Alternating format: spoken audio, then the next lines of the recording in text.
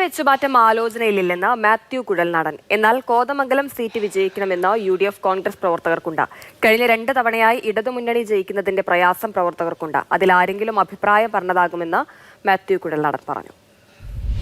ഇല്ല, അങ്ങനെയുള്ള ഒരു ചർച്ച നടക്കുന്നത് എനിക്കറിയില്ല. ഒന്നാമത്തെ കാര്യം. പിന്നെ സ്ഥാനാർത്ഥിയെ പ്രഖ്യാപിക്കേണ്ടത് പാർട്ടിയാണ്. പാർട്ടി ആരെ പ്രഖ്യാപിക്കുന്നു എന്നുള്ളത് അനുസരിച്ചാണ് സ്ഥാനാർത്ഥി വരിക.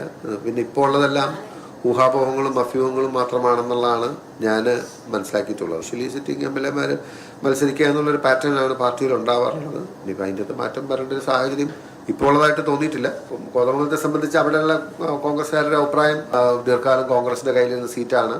കഴിഞ്ഞ 2 വട്ടമായി പരാജയപ്പെടുന്നു. ഇടതുപക്ഷം MLA ആയിരിക്കുന്നതിൻ്റെ ഒരു പ്രയാസം അവിടുത്തെ കോൺഗ്രസ് പ്രവർത്തകർക്കുണ്ട്. അപ്പോൾ ആ സീറ്റ് ജയിക്കണമെന്നുള്ള അതിയായ ആഗ്രഹം അവിടുത്തെ കോൺഗ്രസ് UDF പ്രവർത്തകർക്കുണ്ട്. അപ്പോൾ അതുമായി ബന്ധപ്പെട്ട് ആരെങ്കിലുമൊക്കെ അഭിപ്രായ പ്രകടനം നടത്തുന്നതായിട്ട് അതൊരു